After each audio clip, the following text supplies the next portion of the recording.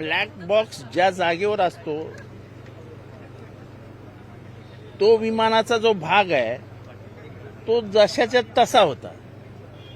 दुसरी गोष्ट, black box ज्या मटेरियलचा बनवलेला आहे ते मटेरियल आहे टायटॅनियम. म्हणजे 11,000 सेल्सिअसच्या आगीच्या म्हणजे 10 मध्ये सुद्धा त्या ब्लॅक बॉक्सला काही होऊ शकत नाही अशी परिस्थिती असताना सरळ सांगितलं जातं ब्लॅक बॉक्स जळून गेला. म्हणजे माझ्यासारख्या चौकस मनाच्या माणसाला तर शंका येईलच, ब्लॅक बॉक्स कसा जळून जाऊ शकतो. त्याच्यामुळे रोहित पवार जे मागणी करतायत त्या मागण्यांमध्ये तथ्य आहे. कंपनी कोणाची आहेत, कंपनीत पैसे कोणाचे लावलेत, त्या विमान किती तास उडलं होतं, त्याला एवढे तास उडण्याची परवानगी होती का नव्हती, डीजीसीए काही कव्हर करायला बघतंय का, डीजीसीएचे अधिकारी कोणाच्या दबावाखाली आहेत, ही कंपनी कुठल्या पक्षाच्या आधिपत्याखाली चालते, हे सगळे प्रश्न आले ना आता समोर.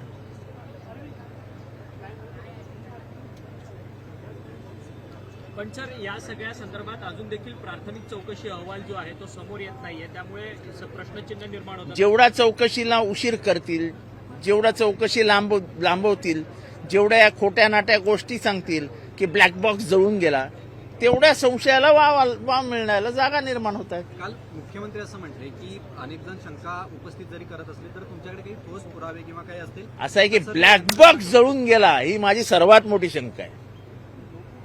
जगातल्या कुठल्याही ऍक्सिडेंटमध्ये ब्लॅक बॉक्स जळून गेला असं कधीही सांगितलं गेलेलं नाही. त्याच्यामुळे शंकेला जर चौकशीच्या माध्यमातूनच वाव मिळणार असेल तर शंका उपस्थित होणारच. मूळतः माणूस संशयीच असतो, माणसाचा स्थायी स्वभाव संशयी असतो. परंतु या सगळ्या संदर्भात आता असं आहे की ब्लॅक बॉक्स जळून गेला, इथेच तुम्ही संशयाला वाव दिला. अरे ते भागच तसाचे तसा आहे. ब्लॅक बॉक्स ज्या ठिकाणी ठेवला जातो तो भाग त्या विमानाचा जशाच्या तसा त्या ऍक्सिडेंटच्या जागेवर पडलेला होता.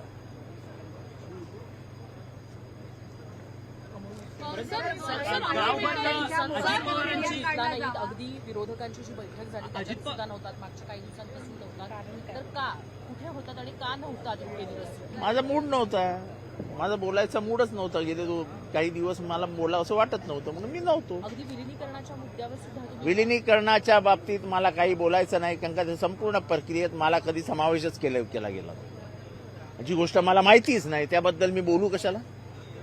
सर, तुम्ही होतात कुठे, म्हणजे का तुमचा मूड नव्हता, असं काय घडलं होतं? माणसाचा मूड काय असा कशावरनं जातो काय नाही वाटत. I was feeling low. Mood depends on everything. It doesn't depend only one thing, विलिनीकरण किंवा काय पॉलिटिकल. मला काही फॅमिली प्रॉब्लेम असू शकतात, माझे काही पर्सनल प्रॉब्लेम असू शकतात. माझा मूड नव्हता. याला तर पत्रकार विचारतील तुमचा मूड का नव्हता. अरे सर, पण पर्सनल इतर नेते देखील कोणी आलेले नव्हते बैठकीला. ते मला माहित नाही. माझ्याकडे काल नगरसेवकांची बैठक होती, आज महासभा आहे. विरोधी पक्ष नेता कोणाला करायचा, समित्या कोणाला द्यायच्या, ह्याच्यासाठी बैठका होत्या आणि त्या बैठका मला टाळता येत नव्हत्या, कारण का नंतर नाराजीचा सूर पसरतो. आणि आज महासभा आहे, त्यामुळे महासभेच्या आधी हे सगळे निर्णय घ्यावे लागतात. त्याच्यासाठी ते निर्णय घेऊन मग मला ब्लॅक बॉक्सच्या संदर्भातला प्रश्न उपस्थित केलाय. तुम्ही विधानसभेमध्ये सुद्धा हे प्रश्न उपस्थित करणार का याच्याबद्दल? अहो, मी ओपनली पहिल्यांदा बोलतोय. मी एकदा इथे बोललो तर सगळीकडे बोलणार ना. आज विधानसभेत बोललो काय आणि इथे बोललो काय, माझ्या मनात काय ते मी अख्ख्या महाराष्ट्राला तुमच्या मनातनं सांगितलं. अमोल मिटकर यांनी एक मोठा प्रश्न उपस्थित केला. त्यांनी असं म्हटलंय की राजीव गांधी यांच्या हत्येप्रमाणे अजितदादांची हत्या झाली, असा प्रश्न. सुसाईड बॉम्बर, कारण की राजीव गांधी यांची हत्या करायला जसा सुसाईड बॉम्बर वापरला तसाच सुसाईड बॉम्बर वैमानिक होता. मला कोण काय म्हणायलं ह्याच्यावरती बोलण्यासाठी मी आपल्या समोर नाही.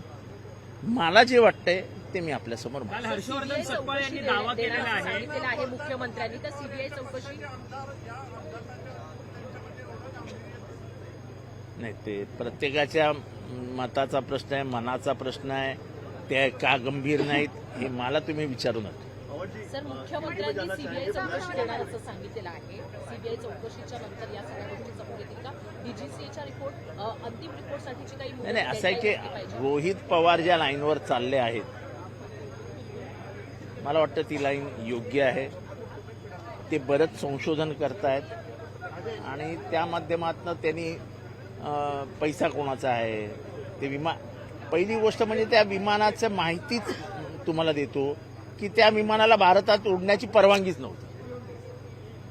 रजिस्ट्रेशनच अलाउड केलं. त्या विमानाचे 5,000 तासाच्या वरती त्यांनी उडू नये असं असताना 8,000 तासाच्या वरती ते विमान उडून झालं होतं. म्हणजे संपूर्ण रिस्क घेऊन जर डीजीसीए स्वतःचे म्हणजे काय इन्व्हेस्टमेंट वाचवण्यासाठी किती कमाई करण्या किती काय असेल ते माणसाचा जीव गेला ना. महाराष्ट्राच्या एका मोठ्या नेत्याचा, आशावादी नेत्याचा, महाराष्ट्राचं भविष्य असलेल्या नेत्याचा जीवच गेला. आपण काल हर्षवर्धन सकपाळ यांनी एक महत्वाचं विधान केलं आहे. राज्यसभेची जी जागा आहे ती काँग्रेस घेईल आणि युबीटीने खरं तर विधान परिषदेची जागा घ्यावी अशा पद्धतीचा दावा हर्षवर्धन सकपाळ यांनी केलाय. त्यातच शरद पवार पुन्हा राज्यसभेची निवडणूक लढवतील अशा पद्धतीचा दावा केला जातोय संजय राऊतांकडून. जर पवारसाहेब, मला माहित नाही, पवारसाहेब जर निवडणूक लढवणार असतील तर प्रश्न संपला. मुख्यमंत्री तीर्थदर्शन योजना जी त्याचा गाजावाजा केला, हजारो ज्येष्ठ नागरिकांचे अर्ज आले, मात्र अनेकांचे प्रलंबित आहेत. ही योजना बंद पडल्याची चर्चा आहे सध्या. अहो, फुकटाचं किती वाटणार? अहो, पैसे नाही तो महाराष्ट्राच्या खिशात. सर्व्हायव्हलचा प्रश्न आला महाराष्ट्राचा. या योजनांपायी महाराष्ट्राला आता कटोरी घ्यावी लागणार आहे. कटोरी. इतकी वाईट आर्थिक अवस्था महाराष्ट्राची कधी आली नव्हती, ती आली. आता अजून काय वाईट तुम्हाला पाहिजे? आता आपल्या सगळ्यांना तर तीर्थदर्शनाला जावं लागेल अशी परिस्थिती आहे. तर महाविकास आघाडीमध्ये राष्ट्रवादी काँग्रेस शरद महाराष्ट्र पवार बाहेर आहे का? कारण की अशा महाविकास आघाडीमधला आम्ही प्रमुख घटक पक्ष आहोत. आम्ही निवडणुका एकत्र लढवल्या आहेत. जिल्हा परिषदेला आम्ही एकत्र होतो. महानगरपालिकेत मी स्वतः त्यांच्याबरोबर चर्चा करून ठाण्यामध्ये, मुंबईमध्ये एकत्र होतो. आम्ही निवडणुका एकत्र लढलेलो आहोत आणि महाविकास आघाडी ह्याच्या पुढेही एक असेल. राज्यसभेच्या जागेवरतून राष्ट्रवादीला विचारलं का जात नाही? कारण की परस्पर हर्षवर्धन सकपाळ म्हणतात की राज्यसभा आम्ही घेणार काँग्रेस आणि विधान परिषद उद्धव ठाकरे घेतील. अच्छा, ते 2 नंबरचा, पहिले 1 नंबरचा पक्ष शिवसेना आहे, 2 नंबरचा पक्ष काँग्रेस आहे आणि 3 नंबरवर आम्ही आहे. त्याच्यामुळे जी बड़ी भैंस जिसकी है वो ज्यादा दूध का दावा करता है. सर यूपी मध्ये जेन्ट्स टॉयलेटच्या बाहेर एक पुरुषाचं सिंबॉलिक चित्र म्हणून महाराजांचं चित्र त्या ठिकाणी लावण्यात आलेलं आहे. यूपी मध्ये माफी मागायला पाहिजे. महाराजांचे म्हणजे शिवाजी महाराजांचे. एवढा मोठा अपमान तर महाराजांचा. ते म्हणतील ते असंच. महिलेच्या बाजूला राणी पद्मावती आणि पुरुषांच्या इथे महाराजांचं लावण्यात आलं. अशा प्रकारे महाराज त्यांना माफ करा एवढंच म्हणू शकतात. तर काय बोलायचं? पण महापुरुषांची अशी विटंबना वारंवार होताना बघायला मिळते आणि ही मुद्दामून केली जाते. भाजपच्या काही मंडळींकडनं महाराजांची विटंबना वारंवार मुद्दामून केली जाते.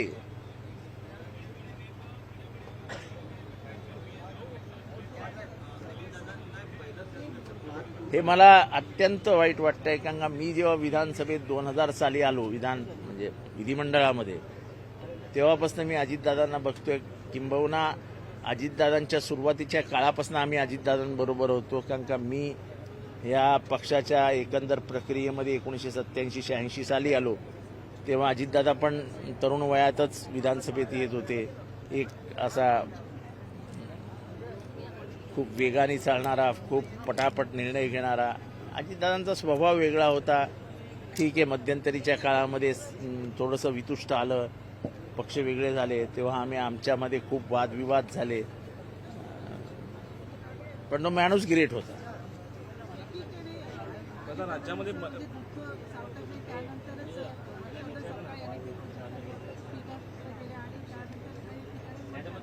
काय काय काय टिपू सुलतानवरती त्यांनी केलं टिपू सुलतान कशी आहे शिवाजी महाराजांच्या कोण हर्षवर्धन सप्रा यांनी आता तो विषय आणि हा विषयाचा काय संबंध आहे का? काही प्रश्न तुम्ही जॉईन करून टाकताय. आता राज्यामध्ये 1,57,000 महिला बेपत्ता आहेत. ही बैठक होती हा? त्यामध्ये कुठेतरी संभ्रम निर्माण होतो असं नाही वाटत तुम्हाला? कुठेतरी दोन पक्ष असताना तिसरा पक्ष नव्हता, त्यामुळे नाही नाही, असं आहे की मी महाराष्ट्राला सांगू इच्छितो की मिटिंगला उपस्थित राहण्याची जबाबदारी खरं तर माझी होती. मी माझ्या काही वैयक्तिक मिटिंग्समुळे येऊ शकलेलो नाही, त्यामुळे उगाच गैरसमज पसरले गेले.